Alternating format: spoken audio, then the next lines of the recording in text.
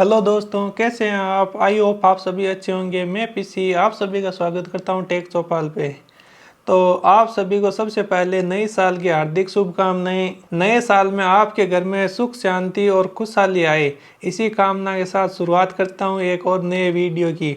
तो आज के वीडियो में हम बात करेंगे कि 2024 में अगर हमें कोई फ़ोन लेना है तो उसके लिए हमें क्या क्या बातें ध्यान में रखनी चाहिए।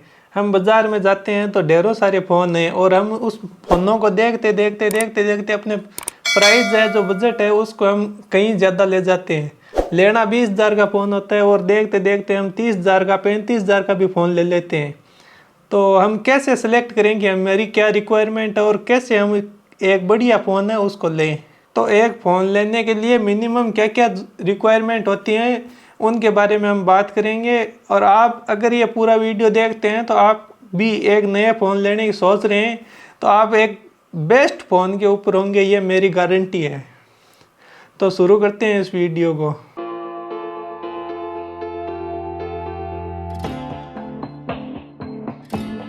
तो फ़ोन खरीदने के लिए सबसे पहला बजट का ही फैक्टर सामने आता है कि अगर कोई फ़ोन लेना है तो उसके लिए सबसे पहले बजट होता है कि हमें कितने तक का फ़ोन लेना है। किसी का बजट 20,000 का होता है तो किसी का 30,000 का, और किसी का 50,000 का, तो किसी का लाख का। तो ये बजट है वो सबका अलग अलग होता है और इसी बजट के अकॉर्डिंग हम अपने फ़ोन चूज़ करते हैं। तो हमने सबसे पहले फैक्टर को देख लिया कि वो है बजट। अब बजट के अंदर बेसिकली होता क्या है कि ऐसे तो कोई थ्योरी नहीं है कि भाई बजट निर्धारण करने के लिए कोई सूत्र हो वो लगाए और आपने बजट फाइंड कर लिया। लेकिन बेसिकली होता है कि आपके घर की जितनी कमाई होती है उसके अकॉर्डिंग आपको फ़ोन लेना होता है, या आपकी रिक्वायरमेंट है उसके अकॉर्डिंग आपको फ़ोन लेना होता है, और इसी के अनुसार आपका बजट है वो निर्धारित होता है।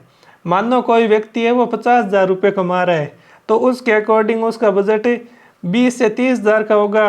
कोई व्यक्ति 30,000 कमा रहा है तो उसका बजट 15,000 10,000 के लगभग ही होगा। लेकिन अगर उसका काम हाई एंड है तो अपनी 2-3 महीने की सेविंग है वो भी डाल के वो अपना बजट है वो 1 लाख 2 लाख, वो तो उसकी रिक्वायरमेंट के ऊपर निर्भर करता है कि वो ले जाता है। अब बजट हमने देख लिया और बजट भी हमने तय कर लिया कि हमें एक इस निश्चित बजट का फ़ोन लेना है। तो उसके बाद में सबसे बड़ा फैक्टर आता है आपका यूज़ क्या है। आप जो फ़ोन ले रहे हो उससे क्या यूज़ कर रहे हो, उससे अगर कोई कमाई हो रही है, आपकी एक निश्चित रिक्वायरमेंट फुलफिल हो रही है, तो उसमें आपका जो बजट है वो ज़्यादा भी हो सकता है। और ज़्यादा बजट रखने के लिए आपका फ़ोन है वो आपको उतना कमा के भी देना चाहिए कि आपका जो खर्चा है वो उसमें फुलफिल हो जाए। तो यूजेज है वो सबसे बड़ा फैक्टर होता है 2 नंबर पे। अब यूजेज है उनको हम 3-4 कैटेगरी में डिवाइड कर देते हैं कि मानो एक व्यक्ति है उसको अपना नॉर्मल फ़ोन चलाना है, उसमें सोशल मीडिया कंज्यूम करना है, उसको बातें करनी है, और उसको है जो डेली टास्क होते हैं वो दिनचर्या होती है उसमें वो काम करना है। तो उसका पहला व्यक्ति का काम हो गया। अब दूसरे व्यक्ति की हम बात करें तो दूसरे व्यक्ति को हम बजट के ऊपर देखें तो किसी को स्पेसिफाई गेमिंग ही करनी है फ़ोन के अंदर, तो उसका वो निश हो गई कि वो गेमिंग के लिए फ़ोन ले रहा है और उसको अकॉर्डिंग वो अपना फ़ोन है उसको सिलेक्ट करेगा। अब तीसरे व्यक्ति को देख लेते हैं जिसको मेरी तरह है वो रिकॉर्डिंग करनी है वीडियो की। बेसिकली उसको लिए कैमरा सबसे इम्पोर्टेंट है, तो मैं जो व्यक्ति है उसके लिए कैमरा इम्पोर्टेंट है तो वो कैमरे को देख के फ़ोन लेगा। तो एक यूजेज ये हो गया। तो हमने है वो यूजेज है वो निर्धारित कर लिया कि एक नॉर्मल व्यक्ति है जिसको अपने डेली दिनचर्या के अंदर सोशल मीडिया को स्क्रॉल करना है, बात करनी है, मैसेज देखने हैं और उसका जीवन है वो उसी में चल रहा है, तो नॉर्मल व्यक्ति का हो गया। दूसरा है वो गेमर के लिए हो गया कि उसको गेम खेलना है उस फ़ोन में, तो वो उसका यूजेज हो गया कि वो गेम खेलेगा। तीसरा हो गया कि वो प्रोफेशनल कंटेंट क्रिएटर है या उसको फ़ोटो वीडियो लेना ही उसका यूजेज है, तो वो उस हिसाब से फ़ोन को देखेगा। तो इस 3 यूज़ के ऊपर हम फ़ोन को आगे बढ़ाते हैं। अब हमने यूजेज देख लिया और बजट भी देख लिया, तो तीसरा फैक्टर आता है फ़ोन में कनेक्टिविटी कैसे होनी चाहिए। तो 2024 के अंदर आपको मिनिमम 5G फ़ोन आपके पास होना चाहिए अगर नया ले रहे हैं। तो आप अगर नया 5G फ़ोन लोगे तो उसको 4 से 5 साल तक यूज़ कर सकते हैं। अगर 4G लोगे तो फिर वो आपको 1-2 साल में ही अपडेट करना पड़ेगा। जैसे टेलीकॉम कंपनियां हैं वो अभी अपना विस्तार कर रही है नेटवर्क का, उस हिसाब से 2024 के एंड तक है वो 5G फ़ोन, हर गांव में 5G की कनेक्टिविटी होगी तो 5G फ़ोन की रिक्वायरमेंट होगी। अब 5G फ़ोन की कनेक्टिविटी में एक ही फैक्टर नहीं है कि 5G फ़ोन हो गया और फ़ोन चल गया। उसमें ब्लूटूथ की कनेक्टिविटी कैसी है, उसमें वाईफाई की कनेक्टिविटी कैसी है, तो वो भी एक अलग फैक्टर होता है कि आपकी कनेक्टिविटी है वो कैसे निर्धारित होती है। तो हमने अब कनेक्टिविटी को देख लिया है कि हमें मिनिमम 5G फ़ोन लेना है और ब्लूटूथ के अंदर जो हम मॉडल या प्राइस के अंदर फ़ोन देख रहे हैं उनके अंदर बेस्ट ब्लूटूथ की कनेक्टिविटी है वो होनी चाहिए। तो अब सबसे महत्वपूर्ण फैक्टर आता है फ़ोन के अंदर स्टोरेज कितनी होनी चाहिए। तो स्टोरेज की मेन बात करें तो तीन हमने जो कैटेगरी निर्धारित की थी, नॉर्मल व्यक्ति, एक गेमर है और एक प्रोफेशनल कंटेंट क्रिएटर है। तो तीनों के लिए मैं अलग अलग स्पेसिफाई बता देता हूँ। अगर नॉर्मल व्यक्ति को फ़ोन लेना है तो उसको मिनिमम 6GB रैम होनी चाहिए 5G के अंदर आप फ़ोन ले रहे हो तो। और स्टोरेज है वो 5G के अंदर फाइल की साइज भी बड़ी होगी तो आपको मिनिमम 128GB रखना है। तो अगर कोई नॉर्मल व्यक्ति फ़ोन लेता है तो उसको 4GB 128GB या 6GB 128GB की स्टोरेज अपने फ़ोन के अंदर रखनी ही चाहिए। अब दूसरी बात कर लेते हैं गेमर के लिए। अगर कोई गेमर है तो उसको मेन काम होगा उसका जो रैम है उसमें, तो उसको 6GB से काम नहीं चलेगा, उसको वहाँ पे 12GB या 8GB रैम है वो मिनिमम होनी चाहिए। आप जिस बजट कैटेगरी के अंदर फ़ोन देख रहे हैं उसके अंदर आपकी टॉप नॉच जो फ़ोन है उसकी रैम है वो आपको सिलेक्ट करनी चाहिए। गेमिंग के अंदर है वो रैम इंपॉर्टेंट होती है, तो उसके लिए आपने 8GB या 12GB का ऑप्शन देख लिया। तो आप जैसे 8 या 12 का ऑप्शन देखोगे वहाँ पे स्टोरेज का ऑप्शन है वो ओनली 256GB का बच जाता है। तो आपके गेमिंग के फैक्टर में अगर फ़ोन देख रहे हैं तो वहाँ आपको 8GB 256GB का ऑप्शन होना चाहिए या 12GB 256GB का ऑप्शन होना चाहिए। अब तीसरी बात आती है कंटेंट क्रिएशन के फील्ड में। आपको वीडियो फोटो शूट करनी है और उसको सोशल मीडिया पर रील वगैरह छोड़नी है उसके लिए, तो उसके लिए कैमरा सबसे इम्पोर्टेंट होता है, लेकिन उसके लिए स्टोरेज सबसे इम्पोर्टेंट होती है। आपके फ़ोन में 6GB रैम है वो चल जाएगी, लेकिन आपका जो स्टोरेज है वो 256GB मिनिमम होना चाहिए। उससे ऊपर आपको स्टोरेज ऑप्शन मिलता है तो बहुत बढ़िया बात है, लेकिन मिनिमम आपका है वो 256GB स्टोरेज होना ही होना चाहिए। अब अगले फैक्टर के ऊपर बात करते हैं वो है स्क्रीन। आप चाहे नॉर्मल यूज़र हो, चाहे गेमर हो या एक सोशल मीडिया पर कंटेंट क्रिएट करने वाले व्यक्ति हो, आप अगर फ़ोन लोगे तो उसमें सबसे ज़्यादा आपका समय स्क्रीन पर व्यतीत होगा। तो इसको ध्यान में रखते हुए आपको मिनिमम एमुलेट पैनल लेना ही लेना चाहिए। हालांकि मार्केट में एलईडी पैनल भी आते हैं, लेकिन आपके बजट के अंदर अगर एमुलेट पैनल है तो आपको प्रेफरेंस एलईडी पैनल को नहीं देके एमुलेट को देना है। एलईडी पैनल है वो आपकी आंखों के लिए हार्मफुल होता है, तो उससे होगा क्या कि आप ज़्यादा समय तक अगर कंटेंट को वॉच करते हो तो आपकी आंखों के अंदर खुजली, पानी आना और ऐसी बहुत सारी प्रॉब्लम हो जाएगी जिससे आपकी आंखें वो ख़राब होती हैं। तो उसमें आपको मिनिमम एमुलेट पैनल तो लेना ही लेना चाहिए। वो आंखों को ख़राब तो ज़्यादा समय तक देखने के लिए वो भी करता है, लेकिन उतनी नहीं करता जितनी एलईडी पैनल करता है। अब एमुलेट पैनल है वो एक देखने के लिए ही नहीं, आपने कोई वीडियो रिकॉर्ड किया तो उसके अंदर कौन सा कलर है वो दिखेगा, कौन से उसके एक्यूरेसी कौन सी है कलर के अंदर वो उसमें दिखेगा। तो उसके लिए आपका सबसे बड़ा फैक्टर वहाँ पे कंटेंट क्रिएशन फील्ड में भी एमुलेट पैनल ही होता है। हालांकि आपका बजट ऊपर जाता है तो वहाँ पे एलटीओ पैनल, 2K 4K ऐसे पैनल हैं वो आने लग जाते हैं, जिससे होता क्या है कि आपको एक बढ़िया डिस्प्ले चाहिए। अब अगर कोई गेमर है तो उसको भी अपनी आंखों का ध्यान रखना है, इसलिए उसको भी मिनिमम तो एमुलेट पैनल रखना ही रखना है। लेकिन आपके बजट के अंदर अगर एलटीओ पैनल या उससे बढ़िया कोई पैनल आता है तो आपको वो पैनल लेना चाहिए, न कि नॉर्मल एमुलेट बोल दिया तो एमुलेट पे ही आप स्टक हो जाओ। आपको एमुलेट से अच्छा एलटीओ मिलता है तो एलटीपीओ पैनल भी आप ले सकते हैं। और तीसरी बात करते हैं कंटेंट क्रिएशन के फील्ड में। तो कंटेंट क्रिएशन के फील्ड में कैमरा और स्क्रीन दोनों बढ़िया होनी ज़रूरी है। तो उसके लिए एमुलेट पैनल तो मिनिमम है, लेकिन उससे ऊपर आपको एलटीपीओ पैनल है या फिर 2K पैनल है वो मिलते हैं तो वो सबसे बढ़िया बात है। अब अगले फैक्टर की बात करते हैं तो वह है यूजर इंटरफेस, यूआई। आपके फ़ोन में कैसी यूआई होनी चाहिए, ये आपका एक स्पेसिफाई अपना टेस्ट होता है। अब यूजर इंटरफेस होता क्या है वो भी आपको बता देता हूँ। तो यूजर इंटरफेस मैनुअली एक ऐसी चीज़ है जो आप जैसे फ़ोन खोलोगे तो उसमें ऐप कैसे दिखेंगे, आप अगर फ़ोन को लेफ़्ट से राइट स्वाइप कर रहे हो तो वो कैसा अगला पेज है वो आपके सामने ओपन होगा, उसमें क्या एनिमेशन आ रहा है, वो यूआई होता है। हर कंपनी की यूआई अलग अलग होती है और उसमें वो अपना स्पेसिफाई एक टेस्ट रखते हैं कि हमें हॉट ऐप देने हैं या नहीं देने हैं, हमें उसमें बग देने हैं या नहीं देने हैं, इसके अलावा उसमें ब्लोटवेयर देने हैं या नहीं देने।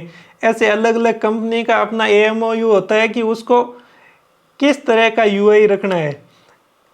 अब कोई कंपनी है वो एप्पल को कॉपी करके आपको सस्ते बजट में यूआई वो एप्पल की तरह देगा, तो उसमें उसका टेस्ट है कि वो यूआई है वो एप्पल की तरह ही आपको कॉपी बना के देगा।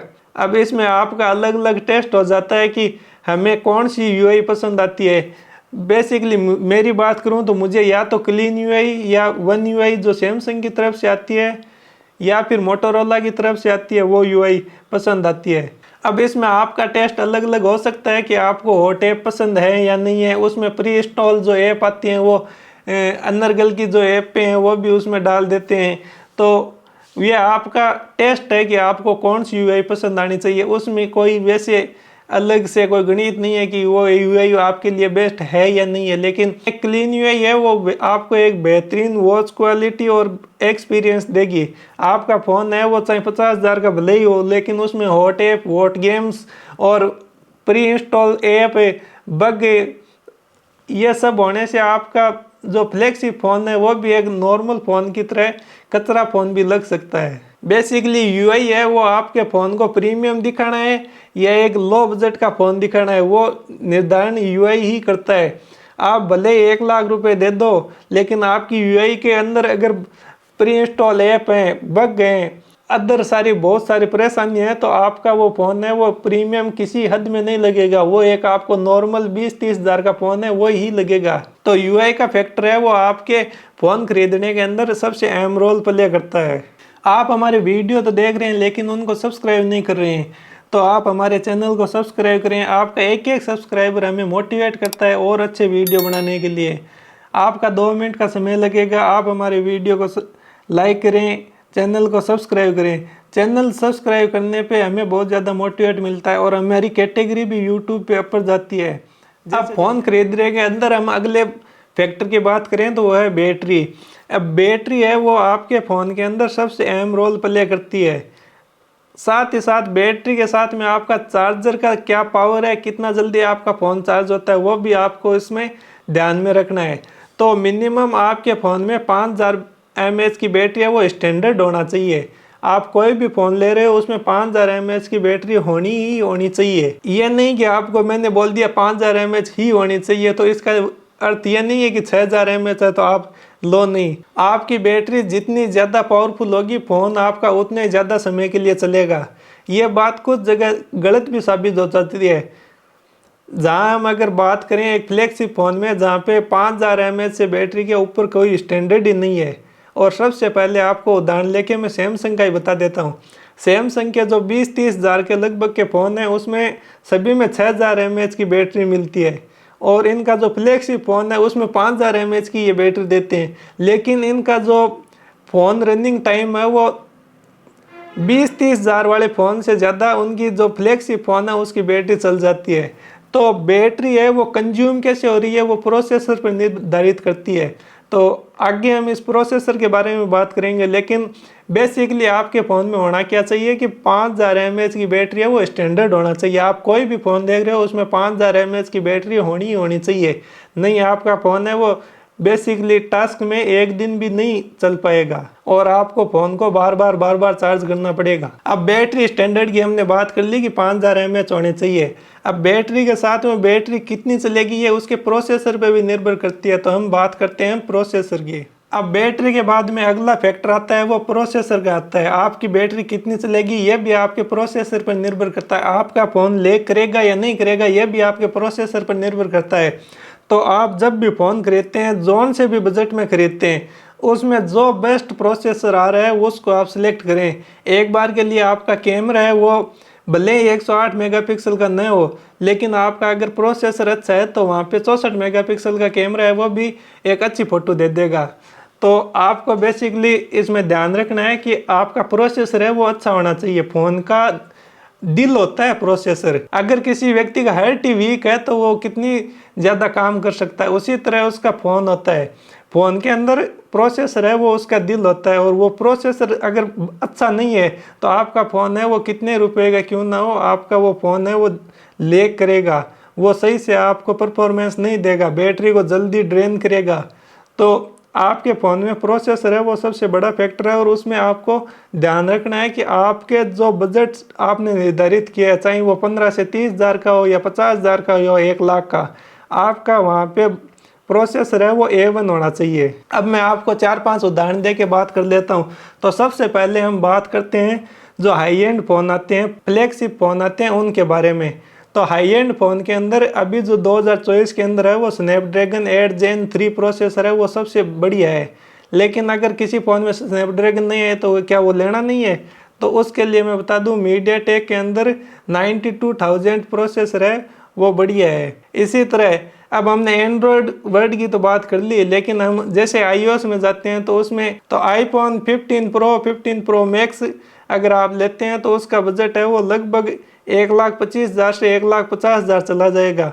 और वहाँ पे जो प्रोसेसर है वो उनका एक निर्धारित है, और वो हर साल अपना फ्लैगशिप प्रोसेसर अगला लाते रहते हैं। तो अभी जो 2024 के अंदर उनका प्रोसेसर चल रहा है वो A17 बायोनिक चिप चल रही है।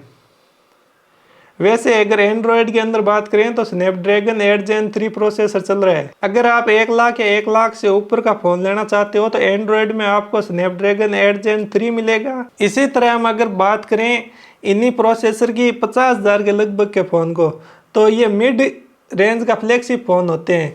तो यहाँ आपको 8 Gen 2 प्रोसेसर है वो 2024 में देखने को मिल जाएगा। और मीडियाटेक की बात करें तो वहाँ आपको 7000 के जो प्रोसेसर है वो मिल जाएंगे। अब हम बात करते हैं एकदम जो नीचे ये फ़ोन आते हैं 20 से 30 हज़ार के अंदर, तो इसमें आपको स्नैपड्रैगन का प्रोसेसर लेना चाहिए आप अगर नॉर्मल यूज़र हो तो।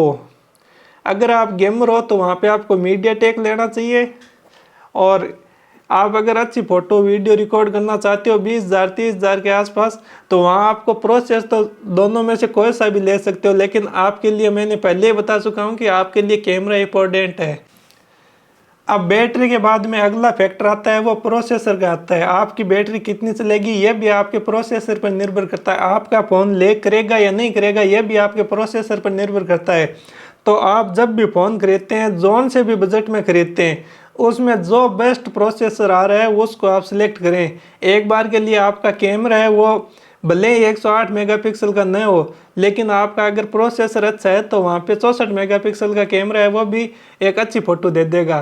तो आपको बेसिकली इसमें ध्यान रखना है कि आपका प्रोसेसर है वो अच्छा होना चाहिए। फ़ोन का दिल होता है प्रोसेसर।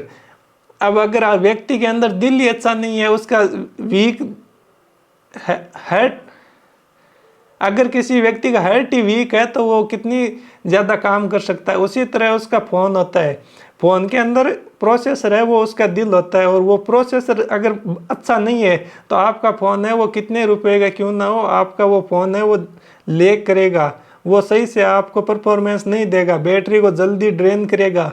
तो आपके फ़ोन में प्रोसेसर है वो सबसे बड़ा फैक्टर है, और उसमें आपको ध्यान रखना है कि आपके जो बजट आपने निर्धारित किया है, चाहे वो 15 से 30 हज़ार का हो या 50 हज़ार का हो या 1 लाख का, आपका वहाँ पे प्रोसेसर है वो A1 होना चाहिए। अब मैं आपको 4-5 उदाहरण दे के बात कर लेता हूँ। तो सबसे पहले हम बात करते हैं जो हाई एंड फ़ोन आते हैं, फ्लैगशिप फ़ोन आते हैं, उनके बारे में। तो हाई एंड फ़ोन के अंदर अभी जो 2024 के अंदर है वो स्नैपड्रैगन 8 Gen 3 प्रोसेसर है वो सबसे बढ़िया है। लेकिन अगर किसी फ़ोन में स्नैपड्रैगन नहीं है तो क्या वो लेना नहीं है? तो उसके लिए मैं बता दूं, मीडियाटेक के अंदर 92000 प्रोसेसर है वो बढ़िया है। इसी तरह अब हमने एंड्रॉयड वर्ड की तो बात कर ली, लेकिन हम जैसे iOS में जाते हैं तो उसमें वहाँ पे 1 लाख के आसपास है वो, 1,25,000 के आसपास है वो, उसमें आपको iPhone 15 मिलता है। तो आईफोन 15 प्रो 15 प्रो मैक्स अगर आप लेते हैं तो उसका बजट है वो लगभग 1,25,000 से 1,50,000 चला जाएगा। और वहाँ पे जो प्रोसेसर है वो उनका एक निर्धारित है और वो हर साल अपना फ्लैगशिप प्रोसेसर अगला लाते रहते हैं। तो अभी जो 2024 के अंदर उनका प्रोसेसर चल रहा है वो A17 बायोनिक चिप चल रही है। वैसे अगर एंड्रॉयड के अंदर बात करें तो स्नैपड्रैगन 8 Gen 3 प्रोसेसर चल रहा है। तो आप 1,00,000 से ऊपर का फ़ोन लेना चाहते हो, 1,00,000 के लगभग फ़ोन लेना चाहते हो तो एंड्रॉयड में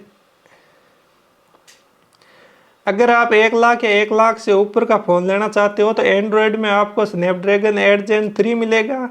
और iOS एप्पल आईफोन के अंदर आपको A17 बायोनिक चिप मिलेगी। इसी तरह हम अगर बात करें इन्हीं प्रोसेसर की 50,000 के लगभग के फ़ोन को, तो ये मिड रेंज का फ्लैगशिप फ़ोन होते हैं। तो यहाँ आपको 8 Gen 2 प्रोसेसर है वो 2024 में देखने को मिल जाएगा। और मीडियाटेक की बात करें तो वहाँ आपको 7000 के जो प्रोसेसर हैं वो मिल जाएंगे। अब हम बात करते हैं एकदम जो नीचे ये फ़ोन आते हैं 20 से 30,000 के अंदर, तो इसमें आपको स्नैपड्रैगन का प्रोसेसर लेना चाहिए आप अगर नॉर्मल यूज़र हो तो। अगर आप गेमर हो तो वहाँ पे आपको मीडियाटेक लेना चाहिए। और आप अगर अच्छी फ़ोटो वीडियो रिकॉर्ड करना चाहते हो 20,000 30,000 के आसपास, तो वहाँ आपको प्रोसेस तो दोनों में से कोई सा भी ले सकते हो, लेकिन आपके लिए मैंने पहले ही बता चुका हूँ कि आपके लिए कैमरा इंपॉर्टेंट है। अब हम 2024 की बात कर रहे हैं और उस टाइम सारा भारत है वो डिजिटल की तरफ जा रहा है। तो उसमें अगर कैमरे की बात नहीं की तो क्या बात की।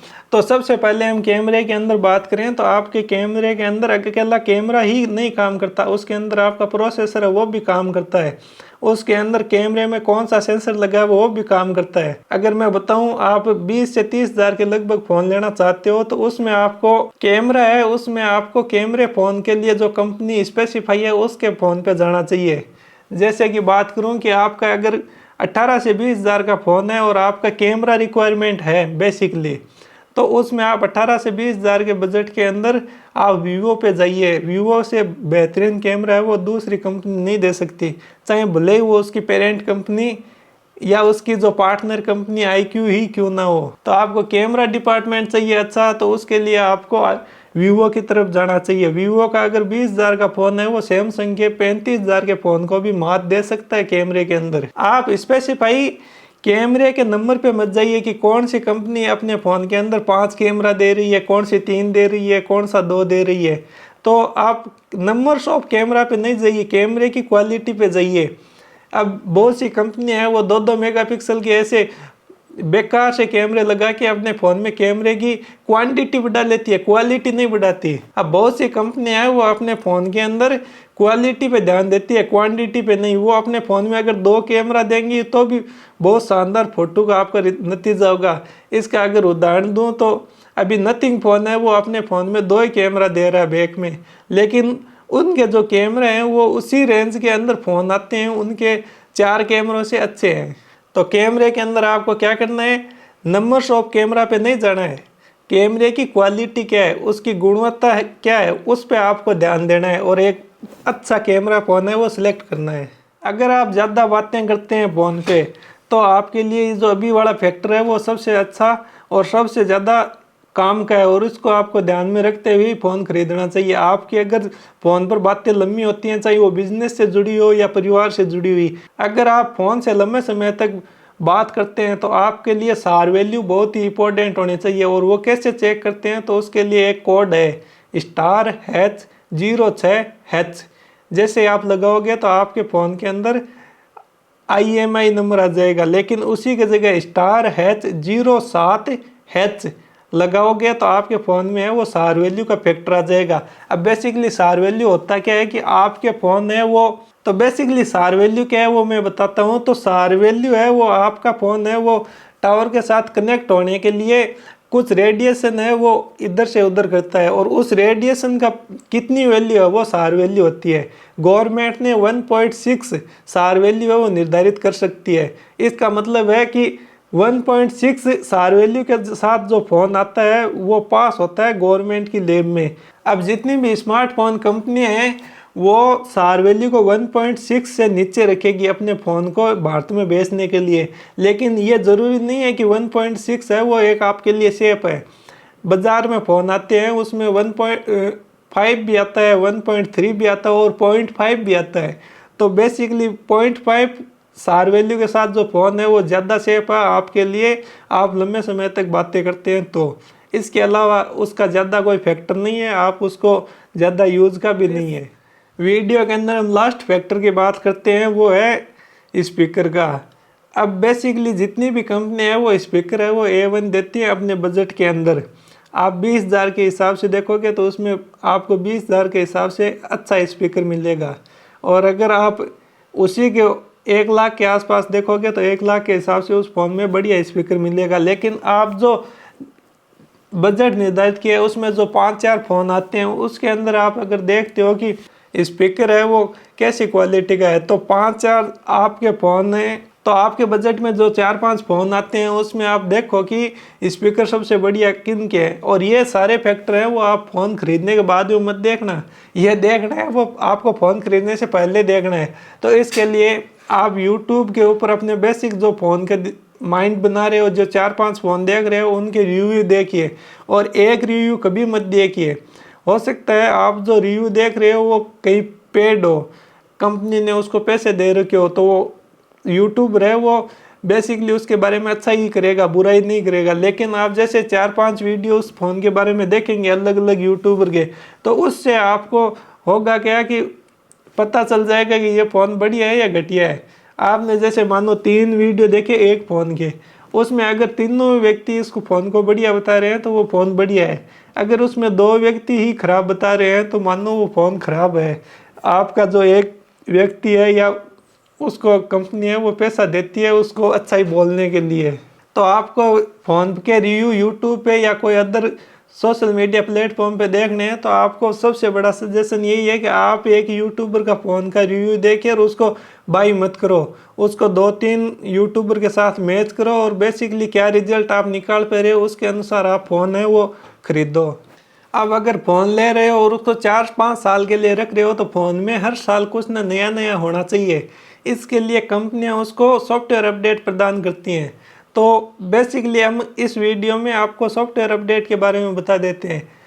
मार्केट में जितने भी फ़ोन आते हैं 20 से 30,000 के लगभग, उसमें सारी कंपनियां हैं वो 2 साल का स्टैंडर्ड सॉफ्टवेयर अपडेट देती हैं। लेकिन उसमें कुछ कंपनियां ऐसी भी हैं जो 4-4 साल का सॉफ्टवेयर अपडेट भी प्रॉमिस करती हैं। तो आपका फ़ोन हर साल कुछ नया लगे, आपका उसमें जी लगा रहे और आप उसको आराम से 4 से 5 साल यूज़ कर सको, इसके लिए कंपनियां उसमें सॉफ्टवेयर अपडेट प्रदान करती हैं। और आपको भी उस फ़ोन में देखना चाहिए कि आप जो फ़ोन ले रहे हो उसमें सॉफ्टवेयर अपडेट कितना है। अगर आप बजट में देख रहे हैं और आपके बजट में आपने जो 4-5 फ़ोन स्पेसिफाई देखे हैं उसमें आपको एक फैक्टर सॉफ्टवेयर अपडेट का भी देखना चाहिए कि आपका फ़ोन जो ले रहे हो वो कितने साल का सॉफ्टवेयर अपडेट देगा। आपको जितना सॉफ्टवेयर अपडेट देगा उससे 1-1.5 साल ही आप ज़्यादा उसको फ़ोन को यूज़ कर सकते हैं, क्योंकि उसके बाद में आप सेम ही सेम चीज़ देख के बोर हो जाएंगे और उस फ़ोन को ज़्यादा समय तक नहीं रख पाएंगे। तो 4-5 साल या उससे ज़्यादा फ़ोन को चलाना है तो उसमें सॉफ्टवेयर अपडेट और सिक्योरिटी पैच अपडेट है वो ज़रूर देखना चाहिए कि वो कितने साल के दे रहे हैं। अब बेसिकली सिक्योरिटी पैच अपडेट कहते हैं वो इस वीडियो में बता देता हूँ। अब सिक्योरिटी पैच अपडेट होता क्या है कि आपके फ़ोन के अंदर आपका बैंक अकाउंट और अदर फ़ोन पे, पेटीएम ऐसे एप्लीकेशन हैं वो चल रही हैं, उनको सिक्योरिटी भी प्रदान होनी चाहिए, कोई आपके फ़ोन को हैक ना कर ले। तो इसके लिए कंपनियां वो हर मंथ और कई कंपनियां 6-6 महीने से अपने फ़ोन में सिक्योरिटी पैच अपडेट देती हैं। अब अगर आपके फ़ोन में लंबे समय तक सिक्योरिटी पैच अपडेट आते रहेंगे तो उसमें आपका फ़ोन है वो लंबे समय तक सिक्योर रहेगा। आने वाले जो जोन से समय तक सिक्योरिटी पैच अपडेट चल रहे हैं उसके अकॉर्डिंग कंपनियां हैं वो सिक्योरिटी पैच अपडेट देती रहती हैं, अपने जो बग हैं वो उनको फिक्स करती रहती है। तो आपके फ़ोन में सॉफ्टवेयर अपडेट के साथ सिक्योरिटी पैच अपडेट हैं वो दोनों आपको ध्यान में रखने चाहिए कि वो कितने लंबे समय तक आपको कंपनी प्रदान कर रही है।